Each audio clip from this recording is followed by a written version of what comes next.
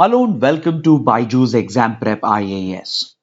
Let's take up the analysis of today's The Hindu newspaper by looking at a column from page number 12 of the Delhi edition. This column examines the history behind the Russia-Ukraine conflict, particularly its links with the history of the Soviet Union and the developments of the Cold War. Now, this topic has come up for discussion because of a recent address that was delivered by Russian President Vladimir Putin. Prior to declaring war against Ukraine, President Putin delivered a televised address on the 21st of February, during which he announced the decision of the Russian government to recognize the breakaway republics of Ukraine, that is Donetsk and Luhansk. This official recognition by Russia that the separatist republics of Donetsk and Luhansk in Ukraine as independent territories laid the foundation for Russia to eventually declare war against Ukraine through another televised address that was delivered by the president a couple of days later, in which he ordered a special military operation in Ukraine. So during his first address, in which he recognized Donetsk and Luhansk as independent territories, he went on to explain the Russian rationale behind picking hostilities with Ukraine and eventually declaring war against it. While explaining this logic, he directly blamed the former leaders of the Soviet Union for laying a very weak foundation for the Soviet Republic. In his speech, he directly pointed towards the policies of Lenin, the first leader of the modern Soviet Union, and also equally blamed the last leader of the Soviet Union, Mikhail Gorbachev. While criticizing Lenin's policies, he went on to blame the 1917 Bolshevik Revolution, which actually laid the foundation for the establishment of the Soviet Union. See, the Bolshevik Revolution is also known as the October Revolution, which was a follow-up to the February Revolution that was witnessed earlier that year. First, during the February Revolution, the Soviet workers and the Russian population, who were frustrated with the Russian Tsarist Empire, overthrew the unpopular autocratic monarchy and led to the establishment of a provisional Russian government. The root cause of the February Revolution lay in the fact that the Russian Tsarist Empire was a corrupt autocracy which had brought great misery to the Russian population by getting the Russian Empire involved in the First World War. Upon this, the failure of the Russian Empire to handle the economy led to a popular mass revolution, particularly by the Soviet Workers' Party, who overthrew the Tsarist Empire and captured power. Following the February Revolution, a provisional government had been formed in Russia, but this provisional government also became very unpopular as it continued retaining Russia in the First World War. On the basis of this dissatisfaction, the Bolshevik Party led by Lenin, which was inspired by radical communist socialist ideology, led a violent uprising against the provisional government that led to the Russian Civil War lasting between 1917 and 1923. Eventually, the Bolshevik Party under Lenin overthrew the provisional government, and after capturing political power, Lenin brought a number of communist states in the region together under a single union known as the Soviet Union, which was formally established in 1922. But according to President Putin, Lenin made a big mistake by laying a very weak foundation for the Soviet Union. Putin blamed Lenin for the disintegration of historical Russia and pointed to Lenin's policy of building the Soviet Union on the principle of autonomy, which allowed the constituents of the Soviet Republic to seek the right to self-determination, including the right to secede or separate from the Union, and blamed this policy of Lenin as the root cause which led to the eventual disintegration of the Soviet Union, thus destroying the glory of the Russian Empire. So these statements by President Putin clearly shows that one of his main grievances is that the collapse of the Soviet Union not only ended the Soviet Union as a communist superpower, but also as a geopolitical entity, which at one point extended influence all the way from the Pacific to Eastern and Central Europe, and as well as from the Arctic to Central Asia. The Soviet Union that was thus established through the Bolshevik Revolution consisted of several republics and federations including today's Russia, Kazakhstan, Uzbekistan, Turkmenistan, Tajikistan, Kyrgyzstan, Armenia, Azerbaijan, Georgia, and of course the East European countries of Moldova, Ukraine, Belarus, Estonia, Latvia, and Lithuania. The coming together of these federations and provinces led to the formation of a formidable Soviet Union, which came under the rule of left wing extremist communism socialism, and through its focus on state led development, it managed to emerge as a strong economic and military superpower. But despite this, through the 1930s and 1940s, the political and social situation in the Soviet Union kept deteriorating because of the autocratic dictatorship that was established in the Soviet Union. Then eventually, when the Second World War broke out, the Soviet Union would go on to play a key role in defeating the Axis powers led by Nazi Germany by aligning with the Allied powers, which included West European countries and the United States. Then, as the Second World War ended, two global superpowers emerged with radically different ideologies, which thus marked the beginning of a new Cold War. On one hand, we had the United States that represented the modern democratic capitalist power bloc, whereas on the other hand, we saw the emergence of the Soviet Union as a global superpower that represented the communist socialist power bloc.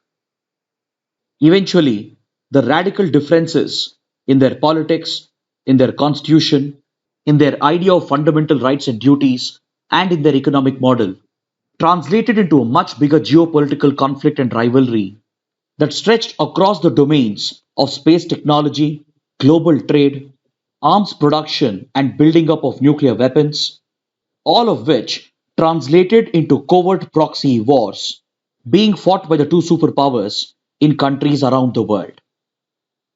This Cold War rivalry led the two superpowers to try and extend their influence and ideologies in countries around the world, and thus got involved in these secret proxy wars that ended up dividing the world into the Western Bloc and the Eastern Bloc. Now let's look at another detailed map to understand the divide between the Western Bloc and the Eastern Bloc. See, as the Cold War started escalating from the late 1940s, the European region in particular got divided into the Western and the Eastern Bloc. The Western Bloc was primarily represented by West European countries such as United Kingdom, France, Spain, Switzerland, Italy, Austria, Belgium, Netherlands, West Germany, of course, Denmark, Norway, Sweden, Finland, and the others, under the leadership of the United States. These countries, along with Turkey, would come together under a military alliance called the NATO to secure the geopolitical and military interests of the Western countries. On the other side, the mighty Soviet Union started expanding its influence towards Eastern and Central Europe and brought several countries under communist influence, including Poland, East Germany, and of course, the Czech Republic, Slovakia, Hungary, Romania, Albania, Bulgaria, and the others. So, this collective grouping of the Soviet Union and few Eastern and Central European countries is referred to as the Eastern Bloc.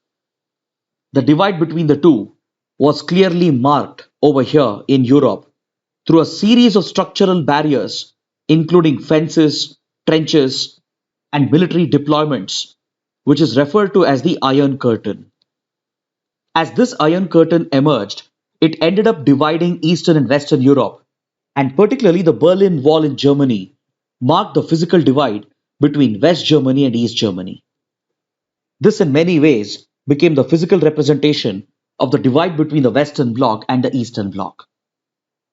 But however, the Soviet Union eventually started collapsing under its own weight, primarily because of its inward-looking economic policies, which was driven by nationalism, as a result of which the Soviet Union had followed a state-led model of economic development, with the state controlling all the manners of production as per communist socialist ideology, and this severely restricted the Soviet Union's external trade with the rest of the world. From 1960s itself, the Soviet Union started reporting severe economic challenges, which eventually translated to political and social challenges as well, due to the rise of government corruption and nepotism under an autocratic dictatorship. Despite this massive economic suffering of the Soviet people, the state continued its focus on the Cold War and spent enormous resources on space research, nuclear weapons, waging proxy wars against the West, and in participating in an unnecessary arms race with the West. All of this weakened the Soviet Union by 1980s, and particularly its disastrous involvement in Afghanistan dealt the last nail in the coffin for the Soviet Union. In order to protect and extend its communist influence, the Soviet Union invaded Afghanistan in 1979 and occupied the country.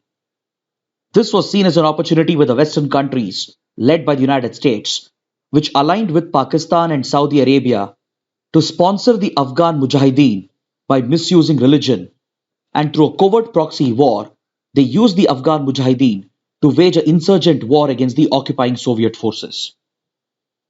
After a decade-long conflict with the Afghan Mujahideen, the Soviet forces were weakened in Afghanistan and eventually retreated by 1989. By this time, political and civil unrest was spreading in Eastern Europe and as well as in several federations and republics of the Soviet Union itself.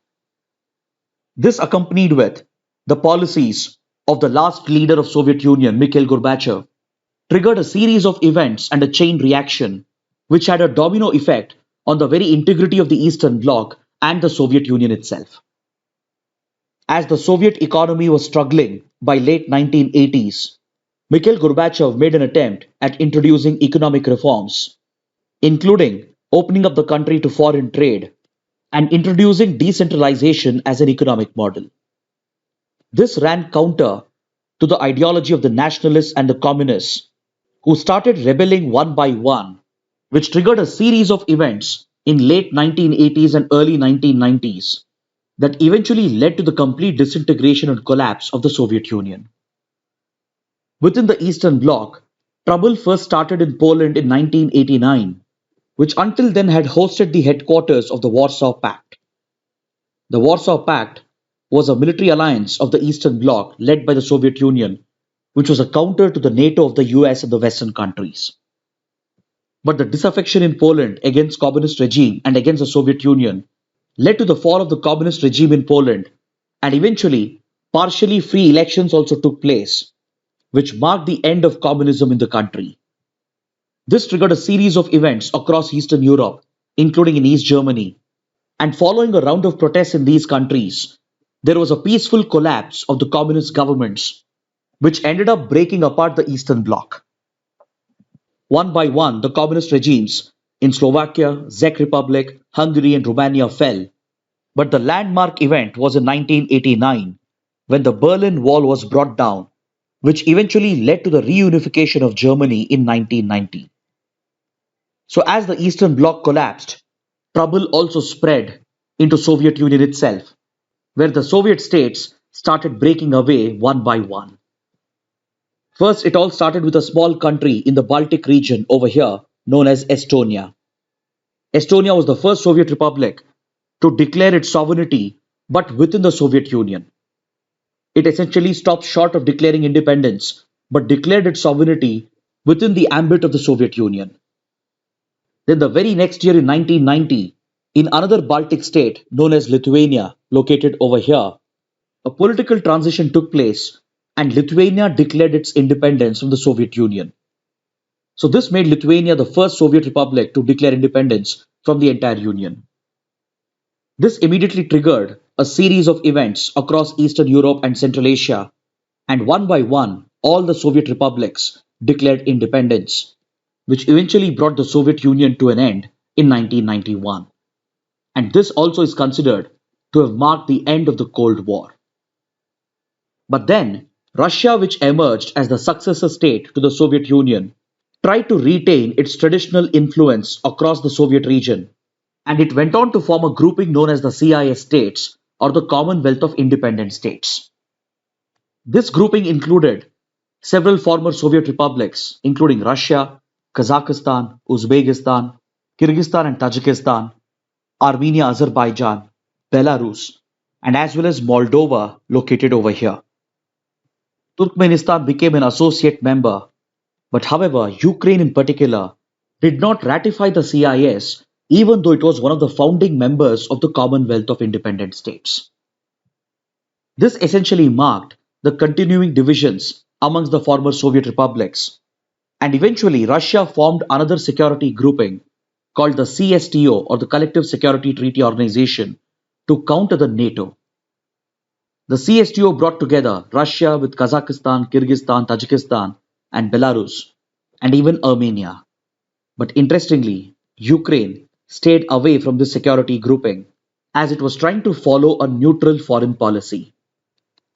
This laid the first step towards Russia-Ukraine rivalry, which was further aggravated by the continuing expansion of the NATO through the 1990s and early 2000s towards the former traditional influence areas of Russia, particularly in the Baltics and in Eastern Europe.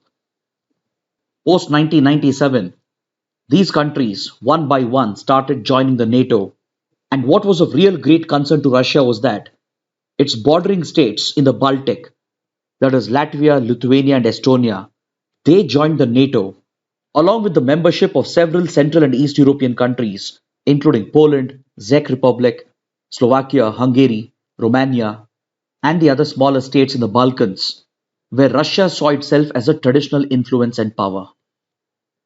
Followed by this, the NATO started deploying troops and even air defense missiles in some of these countries, which directly threatened the strategic nuclear arsenal of Russia. So, to further bring the region closer, Russia came up with an economic collective grouping along with the CSTO, which was a military organization.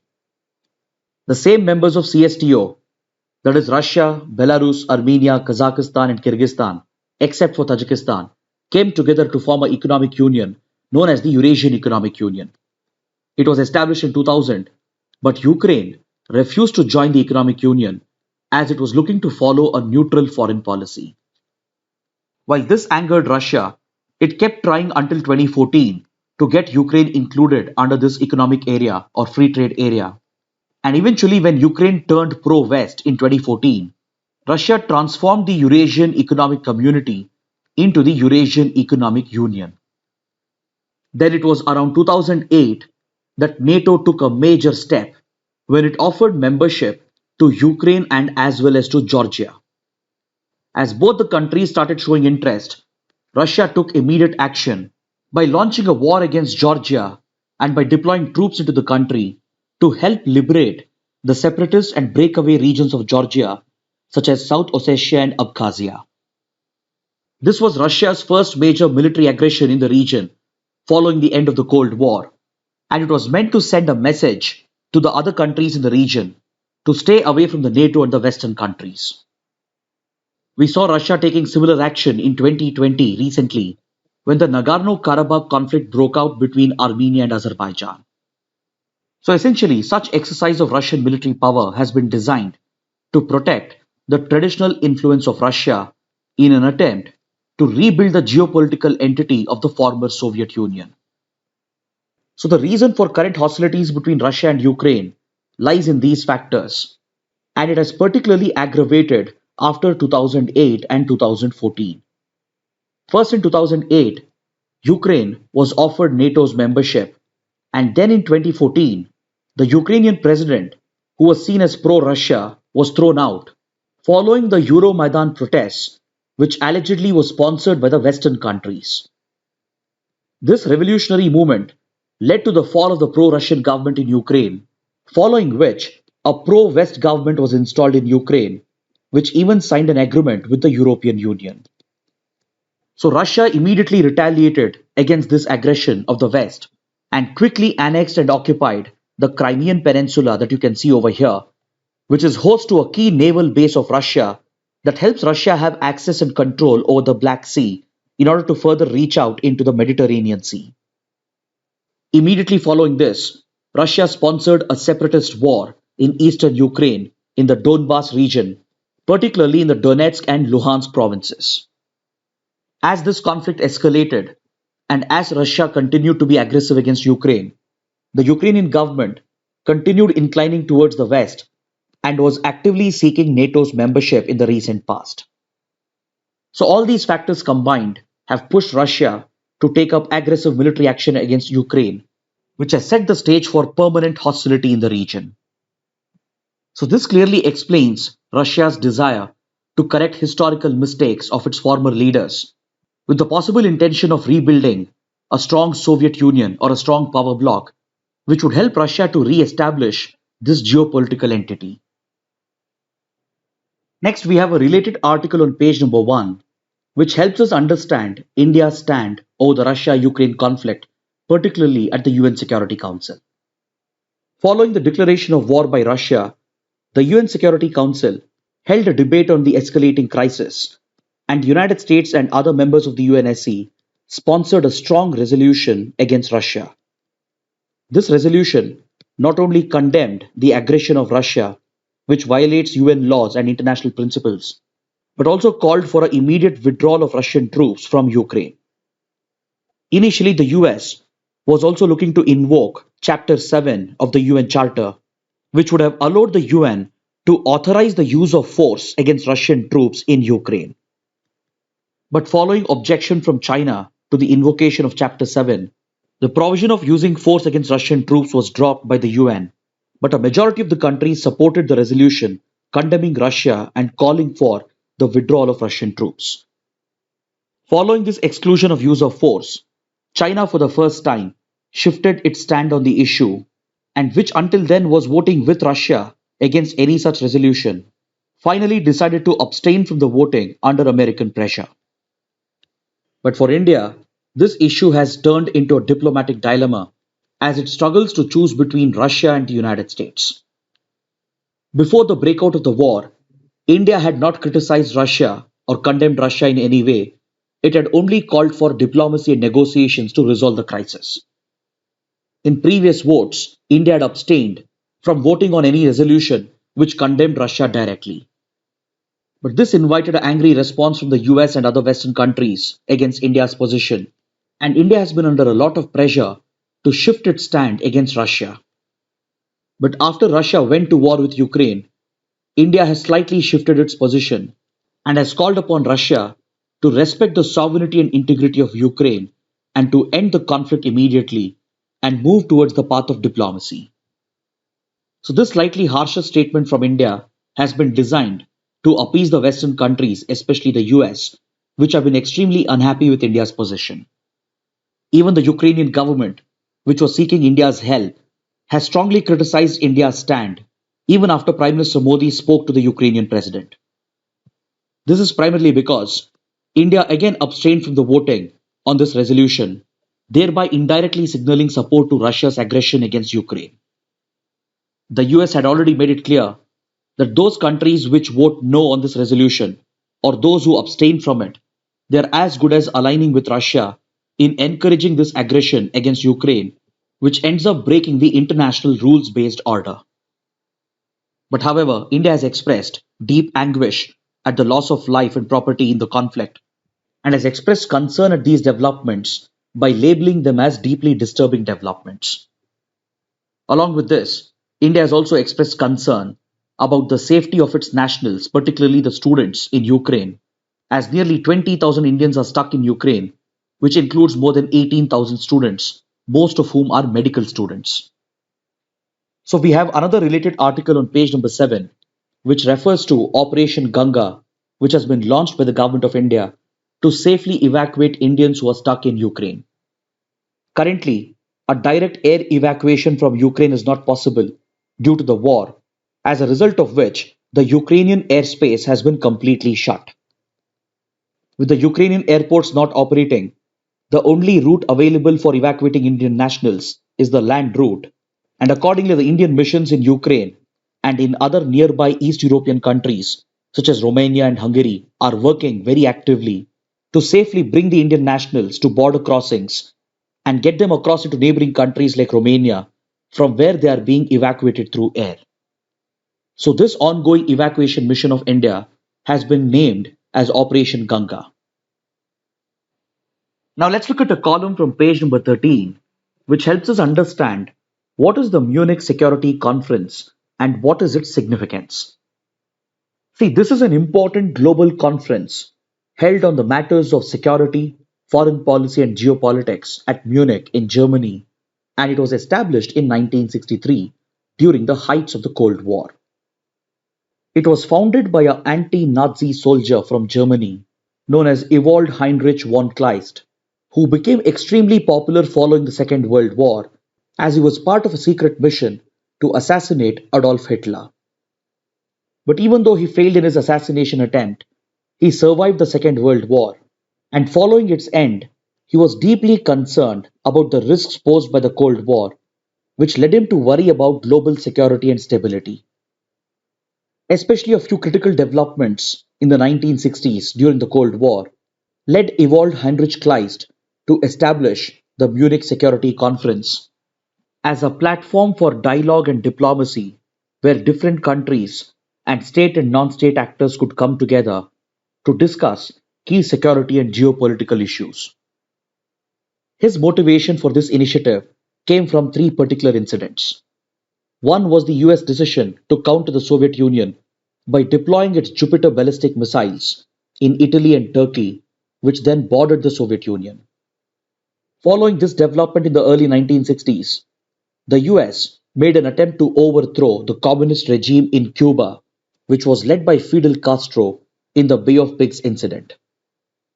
Cuba and Fidel Castro were close allies of the Soviet Union, and the US couldn't tolerate a communist country and a Soviet ally in its immediate neighborhood, as Cuba is located very close to the coastline of the US. But the American attempt to overthrow Fidel Castro failed, but however, it triggered Soviet Union to retaliate against the US for both these acts of aggression. Because the deployment of Jupiter missiles in Italy and Turkey threatened Russian cities, and the Bay of Pigs incident in Cuba was seen by the Soviet Union as an act of aggression by the US against communism itself. So the Soviet Union retaliated by deploying nuclear-armed missiles in Cuba, which led to the Cuban Missile Crisis of 1962. As the Soviet Union stepped up its missile deployment in Cuba, these activities were detected by the US, which was then under the Kennedy administration, and this eventually led to a tense military standoff, which brought the world almost very close to the brink of a nuclear war. So the possibility of a nuclear war between the superpowers, as seen during the Cuban Missile Crisis, became an immediate trigger for Ewald Heinrich von Kleist to establish a non-governmental initiative known as the Munich Security Conference, which was called in Germany, and he led the initiative to establish a platform for dialogue and diplomacy to maintain peace and stability in the world. This conference gained popularity over the years, and it saw participation from various government leaders, including head of states and head of governments, and as well as by diplomats, senior military officers, intelligence officers, including participation from strategic experts and the academia. Initially, it saw the participation of just the West European countries, along with US and Canada, and it became a viable platform outside the United Nations to freely discuss global security issues and geopolitics in order to work out possible solutions for crisis situations. But following the end of the Cold War, many other global powers have been invited to take part in the Munich Security Conference, and major powers including Russia, India, China, Japan, Australia, and the others regularly participate at the annual Munich Security Conference. Today, this has become a key platform to discussing and resolving global security issues, including terrorism, cybersecurity and cyber warfare, security and geopolitical issues emerging in the Indo-Pacific, including issues surrounding the quadrilateral grouping, and as well as the current ongoing crisis in Ukraine. This platform was recently in news because just a few weeks back, the Munich Security Conference was held just before Russia invaded Ukraine. During this year's edition of the Munich Security Conference, the Ukrainian president used the platform to highlight the concerns of Ukraine against Russian aggression and called for global criticism and condemnation against Russia's acts, and even called upon the other countries to extend direct support to Ukraine to fight back against the threats posed by Russia. So this recent incident has highlighted the significance of the Munich Security Conference, which could be an important topic for both prelims and mains. Now let's look at this article from page number 9. The Union Cabinet has approved the nationwide rollout of the ambitious Ayushman Bharat digital mission. This would be a central sector scheme which would be 100% funded by the Union government and implemented by the Union government. It is unlike the centrally sponsored schemes where the center contributes or sponsors only a percentage of the program and the rest of the funding is borne by the states and it is implemented by the state governments. So this central sector scheme of the Ministry of Health and Family Welfare has been allocated a budget of 1,600 crore rupees, which is to be spent over the next 5 years. This ambitious mission aims to digitize healthcare in India and it shall be implemented by the National Health Authority in order to create and provide for digital healthcare solutions to improve the overall efficiency and the quality of India's healthcare system. There are already several examples to show how technology and digitization can have a revolutionary impact on healthcare. Digital technology is considered as a great equalizer which can abolish various socio-economic divides when it comes to the access and cost of healthcare, thereby improving the quality and efficiency of India's healthcare system. For example, look at how the COVID application simplified the rollout of India's COVID-19 vaccination program. Then the Arogya Setu app played a key role in tracking COVID-19 patients and in implementing contact tracing and quarantine measures. Then the e-Sanjeevani initiative of the Ministry of Health and Family Welfare has provided for a telemedicine platform that not only allows doctors to connect across the country, but also enables virtual OPD consultation between the doctors and the patients.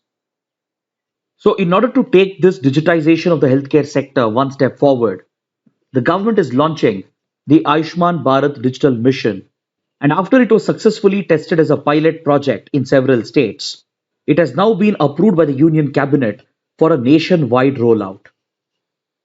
Under this digital mission, citizens will be provided with an Ayushman Bharat account number or a digital health account number which shall be unique to each individual, much like our unique Aadhaar numbers. And to this unique health ID, all the digital health records of an individual will be attached, which in turn shall be accessible to healthcare providers across the country. So this digitization of health records and linking them with a unique health ID number of each citizen is expected to enable equitable access to healthcare, that to quality healthcare. It will further enable telemedicine and virtual consultations, thereby increasing the reach of healthcare and making it more inclusive. And it will also provide for national portability of health records.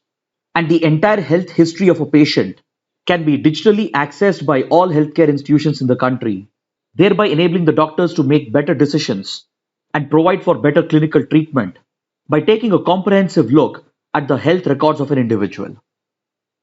This data could also be further used to drive up health insurance in the country, and it will provide for a digital platform to create the required data, infrastructure, and customize and suitably design healthcare services while ensuring the data security and data privacy of the patients.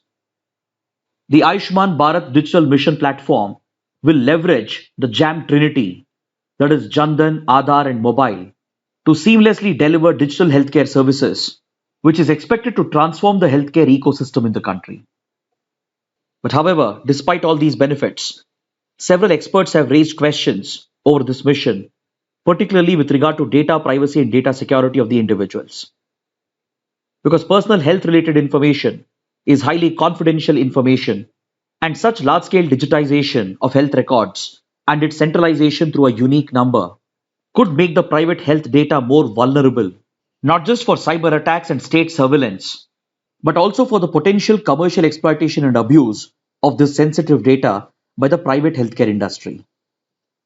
Especially since India doesn't have a data protection law yet, these data privacy concerns have been flagged as a major risk of the Ayushman Bharat digital mission by several experts. Now let's look at this article from page number 11, which refers to a scientific study which was conducted at the Boston University in the United States, which helps us understand the role and significance of forest cover, particularly the dense forest cover present in core forest areas. See, we know that forests are a carbon store and a carbon sink. The trees that make up a forest, they store carbon dioxide, thus making them a carbon store, and they also absorb the excess carbon dioxide from the atmosphere, especially carbon emissions, which is emitted through burning of fossil fuels, thus making it an effective carbon sink as well. It is through the process of photosynthesis that trees absorb carbon dioxide and store that carbon in the trunks of the trees.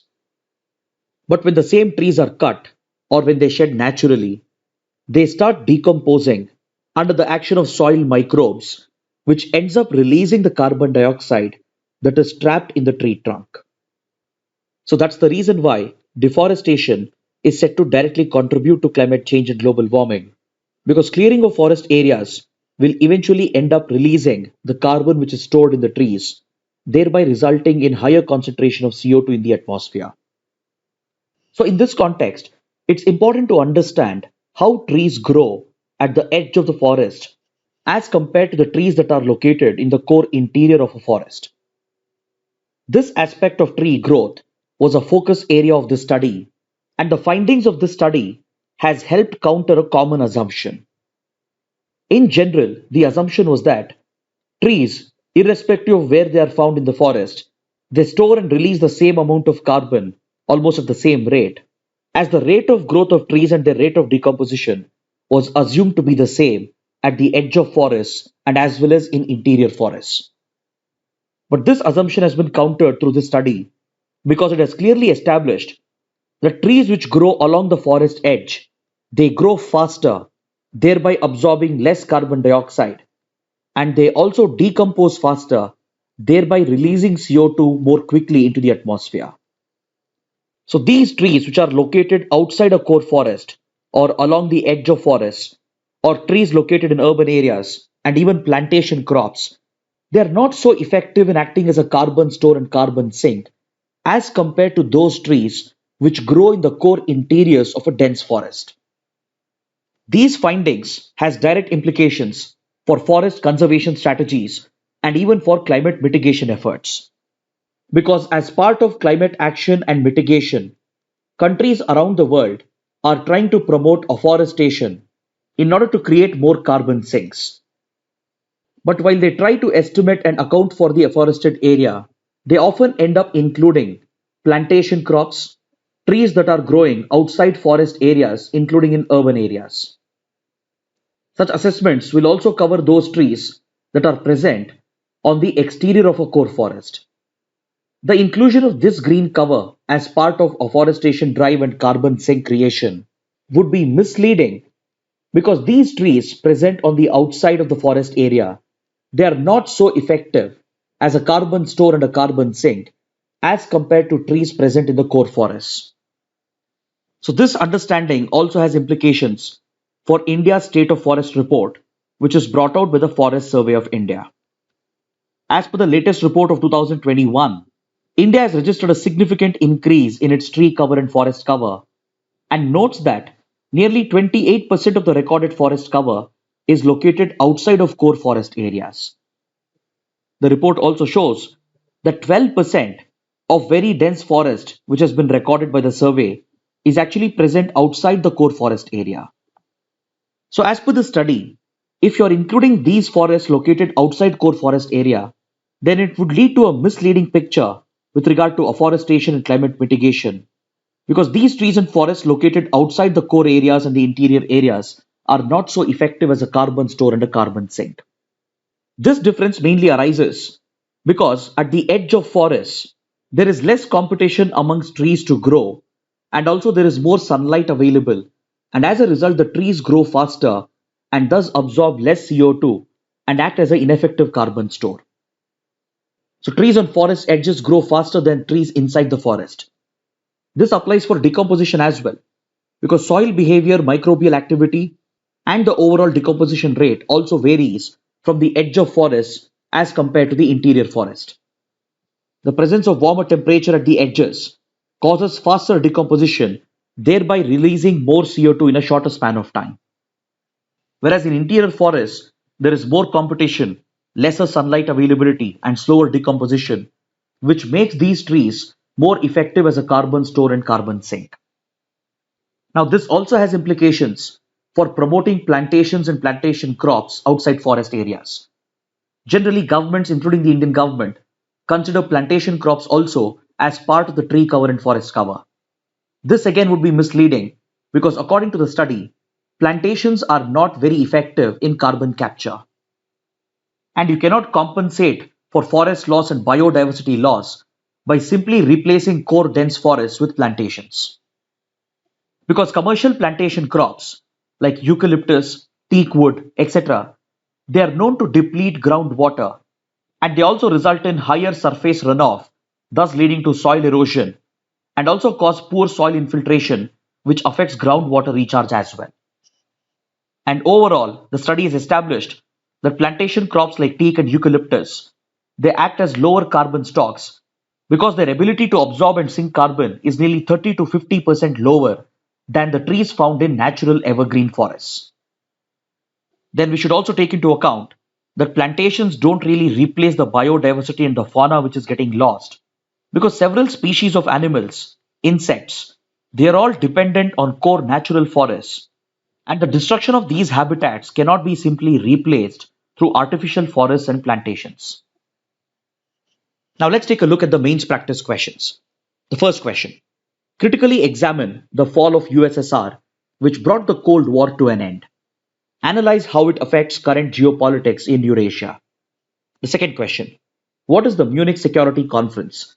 Illustrate its role in global geopolitics. Kindly write an answer to these questions and post your answers in the answer writing portal, for which the link has been shared in the description box below. So with this, let's conclude our discussion for today. Thanks for watching.